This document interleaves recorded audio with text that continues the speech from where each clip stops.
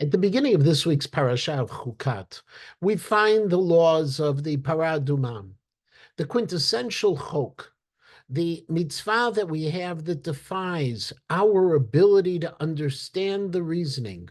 Every person involved in the process became impure, while the person who was impure attains purity. How it can be that the very same water that causes impurity to the pure can purify the impure is beyond our understanding. It is a chok. And immediately after the description of the laws of Parah Adumah, the parasha continues to tell us of the death of Aaron and Moshe's sister Miriam. Rashi, quoting from a Gemara in Moed Katan, explains the juxtaposition of these two things of the Parah Adumah, the red heifer, with Miriam's passing by saying, Lomar lecha, to teach you, Ma korbanot mechaprim af mitat tzadikim mechaperet, that just as the red heifer brings about atonement, so does the death of a righteous person bring about atonement. Chazal, therefore, note this connection and see that both of them deal with the question of kapara, of atonement. And yet, what is the real connection between the laws of a Parah Adumah and the natural passing of a righteous person?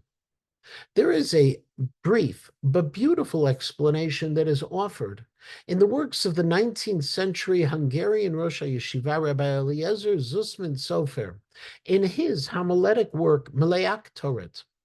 There, in the fourth drasham, which was a eulogy offered in 1866 for another great Hungarian posek, Rabbi Avbeitin, Rabbi Yehuda Assad, Rabbi Zusman Sofer explains that the defining characteristic of Parah Adumah is that it is a chukata Torah. It's a statute.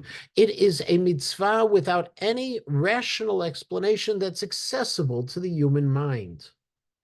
That we accept this mitzvah and we carry out the process of purification is an affirmation of our faith.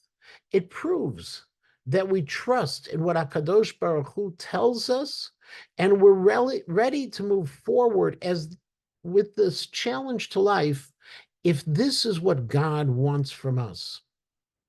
Explains Rav Zusman Sofer that in many ways the same thing occurs with the death of a tzaddik, of a righteous person.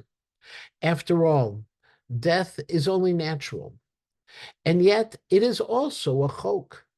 When a person dies, why a person dies, why a person may die young or old, is something we will never be able to fully understand. And while it's true that when a person who is evil, when a person who is a sinner passes away, we can chalk it up to a natural consequence of the doctrine of schar and onesh, of reward and punishment.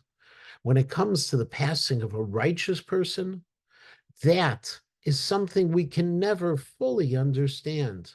And therefore, the Torah juxtaposes the halachot of the Parah Adumah with the death of Miriam, because both are challenges to our faith in a similar way.